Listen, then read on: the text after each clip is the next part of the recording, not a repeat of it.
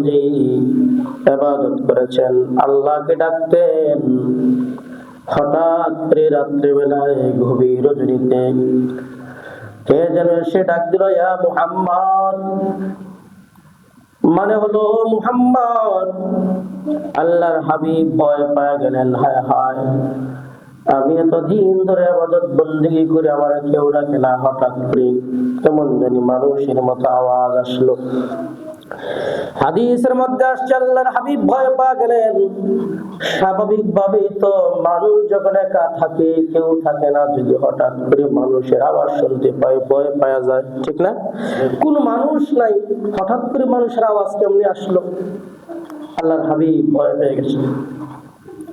আল্লাহর হাবিবকে হঠাৎ করে তিনি দেখলেন সুরতি, মানুষের সুরতের মতো করে সামনে একজন আসলো।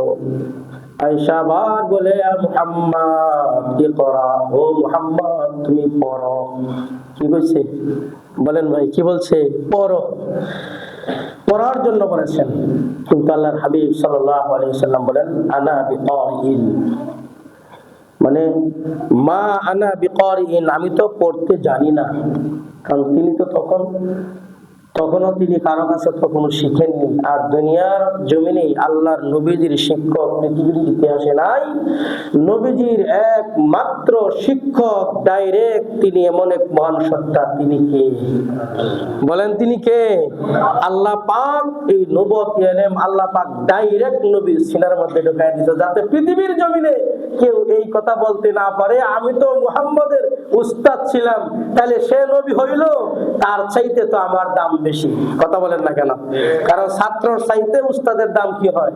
বেশি হয়। নবী যেহেতু সর্বশ্রেষ্ঠ মহামানব হবেন, এই জন্যই আল্লাহ তাআলা চাইলেন যে আমার নবীকে এই পৃথিবীর জমিনে কারো কাছে ছোট করব না। আল্লাহ তাআলা প্রেরিত জিবরাইল বলেন, ইয়া মুহাম্মদ ইকরা, পড়ো। আল্লাহর হাবিব আবার বললেন, মা আনা বিকারিন, আমি তো পড়তে জানি না। হাদিসের মধ্যে আসছে 2 থেকে 3 বার বলার পরে হযরত জিবরাইল বুকের সাথে বুক মিলাই আমরা যেরকম মুআনাকা করি এমন জোরে চাপ মারলেন।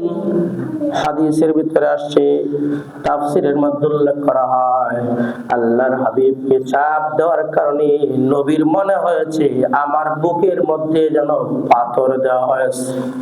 আল্লাহু আকবার। মানে এটা কিসের তো ভারী লাগলো?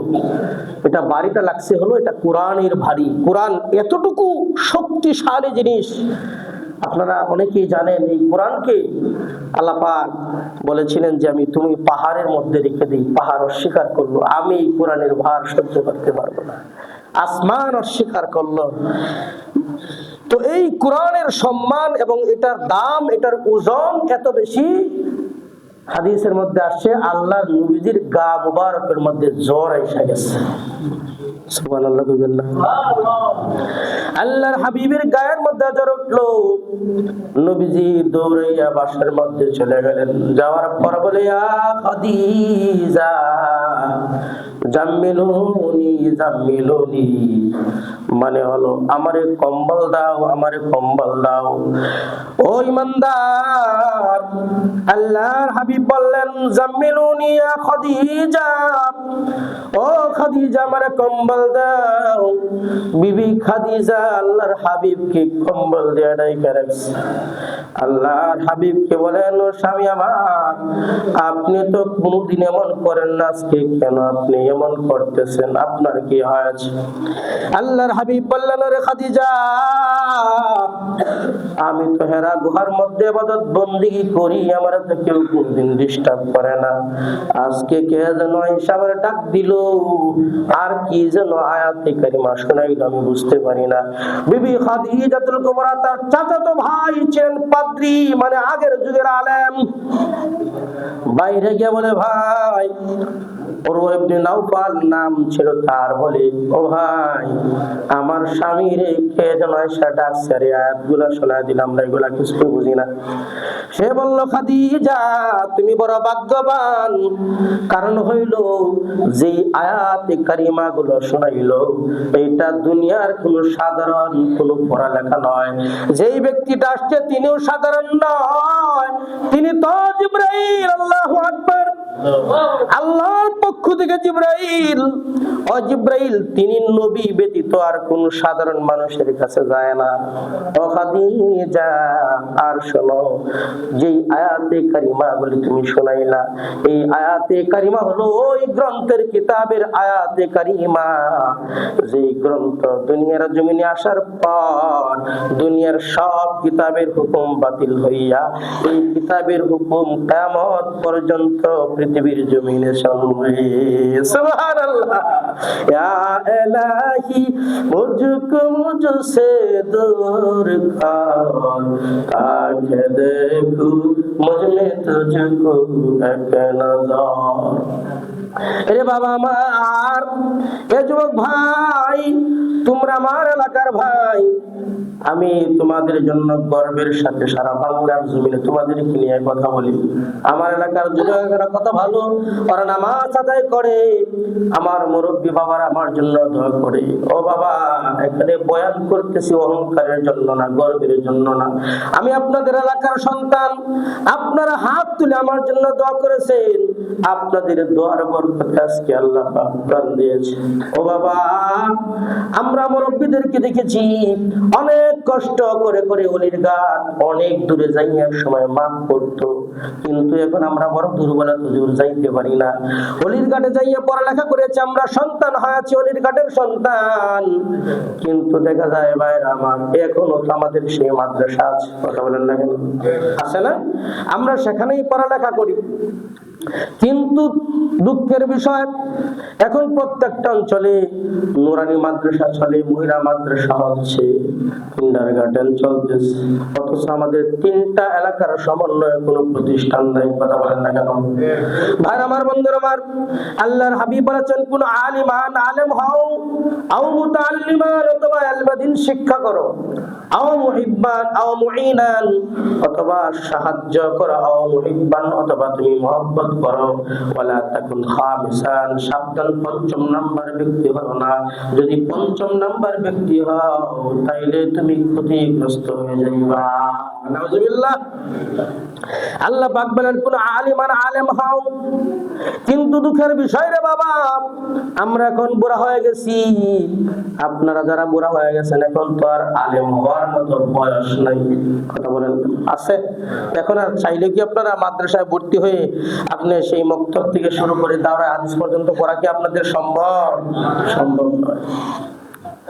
আল্লাহ তাআলার হাবিব বলেন, আলেম হও, যদি না হও আও মুতাআল্লিমান অথবা চাইলে যদি তুমি না পারো আলেম হইতে পারলা না, মাদ্রাসার ছাত্রওয়ালা হয়ে যাও। ওই ইমানদার, এখনো গতানুগতিক ভাবে ছাত্র হইতে পারবো না। ওই ইমানদার ভাইরা রে আমার, একজন আলেমের কত দাম। আল্লাহর হাবিব বলেছেন, আল উলামা ওয়ারাসাতুল আম্বিয়া, একজন আলেম নবীর ওয়ারিস। ওই ইমানদার, দুনিয়ার জমিনে আলেমদের সিলসিলা বন্ধ হয়ে গেছে। আল্লাহর হাবিব বলেন, আল উলামা ওয়ারাসাতুল আম্বিয়া, দুনিয়ার জমিনে উলামায়ে কেরাম নবীদের ওয়ারিস। উলামায়ে কেরাম যেইভাবে আপনাদেরকে বলবে ওইভাবে চলবেন, তাইলে দেখা যাবে আপনিও ওই আম্বিয়া কেরামের দেখানো পথের মধ্যে চলার মাধ্যমে আল্লাহর খাঁটি বান্দা হয়ে জান্নাতের মেহমান হয়ে যাওয়া যাবে।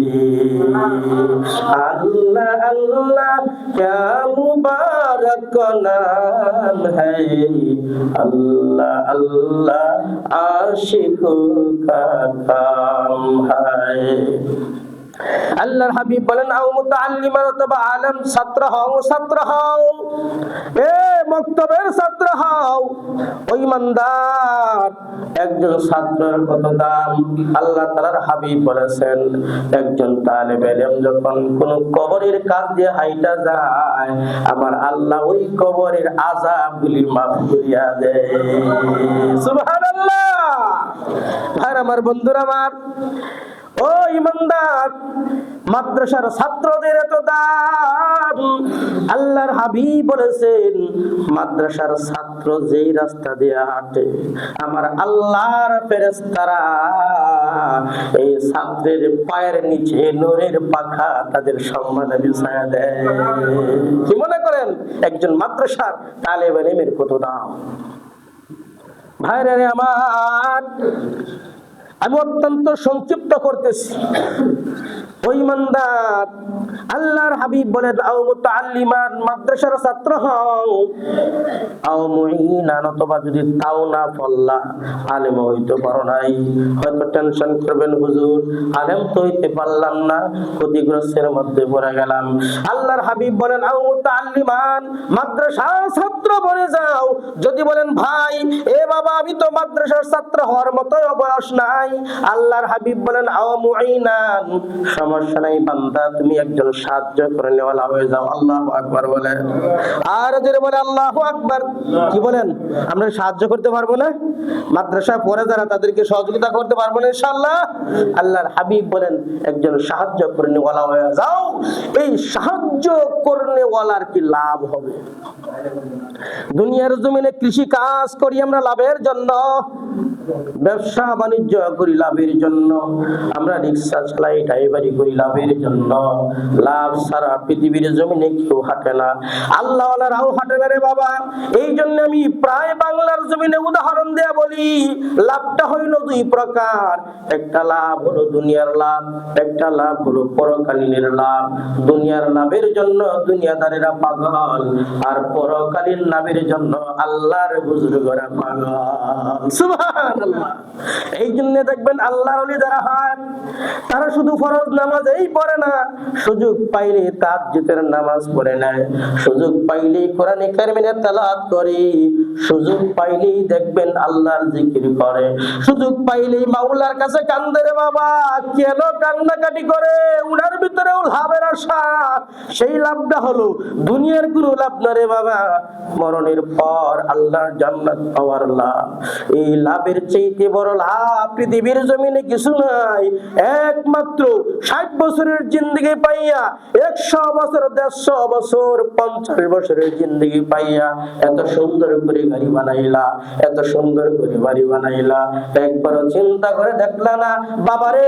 সাদা কাপড়ের প্যাকেটিং এর মধ্যে কইরা গরম পানি দিয়া গোসল করাইয়া তারে কবরের মাঝে রাখলাম, তার কবরের কি হালত একবার চিন্তা করলেন রে বাবা?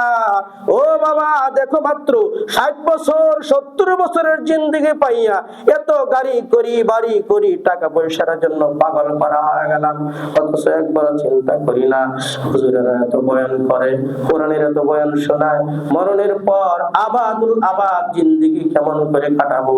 ও বান্দা ইমানদার, 3 দিনের জন্য তাবলিগে যাও, তাবলিগে যাওয়ার আগে চাল নিতেছো, ডাল নিতেছো, টাকা পয়সা, কাপড় লতা সব নিয়ে যাও। কেন? কারণ কি? 3 দিনের জন্য তাবলিগে যাব, যেন আমার কোনো কষ্ট না হয়। এক চিল্লার জন্য গেলে আরো সামান নেওয়া হয়, কথা বলেন না কেন? 3 চিল্লার জন্য নিলে আরো কিছু বেশি নেওয়া হয়। আল্লাহ পাক বলে, বান্দারে দুনিয়ার বুঝটা বুঝলা, পরকালীন বুঝটা তুমি বুঝলা না। 3 দিনের জন্য গেলা, সাথে সামান নিলা, এক চিল্লার জন্য গেলা সামান নিলা, 3 চিল্লার জন্য গেলা আরো বেশি করে সামান সাথে নিলা, তোমার কষ্ট যেন না হয়। অথচ একবার চিন্তা করলা না রে বাবা? এ বান্দা, একবার চিন্তা কইরা দেখলি না দুনিয়ার অল্প দিনের সামানের জন্য কত পাগল পারা হইয়া কষ্ট যেন না হয়, তুমি কত সঙ্গে নিলা কিছু, অথচ মরণের পর আবাদুল আবাদ তুমি কবরের মধ্যে থাকবা, তুমি সামান তো সঙ্গে আল্লাহ না, তুমি কেমন করে তোমার জীবনটারে অতিবাহিত করবা? ও ইমানদার, এই জন্য কবি বলেছেন, চান্দে গুই বাগে মান বুস্তান মান, এনা গুই গোর গোরস্তান মান। আজকে আমরা সকলেই কিন্তু বলি, ওই বাড়ি আমার, আমার ঢাকার শহরে এতগুলো গাড়ি আছে, এত বাড়ি আছে, এত টাকা পয়সা আছে, অথচ তুমি একবার বলো না আমার মরণের পর কবর হলো আমার আসল ঠিকানা। কথা বলেন ঠিক কিনা? এ দুনিয়া সবই পথ, এ দুনিয়া সবই পর, কবর যে তোর আসল ঘর। কেমনে সেতায় থাকবা পড়ে ও মন, কেমনে সেতায় থাকবা পড়ে শুধুই মাটির বিছানা। চিন্তা করে দেখো না কবরে কি যাইবা না, যেই কবরে আল্লাহ সারা সঙ্গী কেহ পাইবা না, যেই কবরে আমল সারা সঙ্গী কেহ হবে না। চিন্তা করে দেখো না কবরে কি যাইবা না। লিল্লাহি তাকবীর। ভাইরা আমার, বন্ধুরা আমার আলোচনা শেষ দিকে নিয়ে যাচ্ছি। ও ইমানদার, শুধু নবীজির হাদিস আপনাদেরকে তরজমা কইরা শোনা যায়। আল্লাহর হাবিব তো প্রথমেই বলেছেন আলেম হও, যদি না পারো মাদ্রাসা পড়নেওয়ালা ছাত্র হও, যদি না পারো সাহায্য করো, সাহায্য করলে কি লাভ হবে এই লাভ বুঝাইতে যাই আপনাদেরকে কয়েকটা উদাহরণ দিলাম। লাভটা কি হবে? কিতাবের মধ্যে আসছে একজন ছাত্র লজিং খায়, জায়গির খায়। বুঝলেন কথা? আমাদের উলিগানের অনেক ফুলাম জাগির খাওয়াইছি না, যেটু আমরা জাগির খাওয়াইছি, আপনারা খাওয়াইছেন। তো এই ঘটনাক্রমে আগেকার সময় শুনতেছেন তো আপনারা নাকি?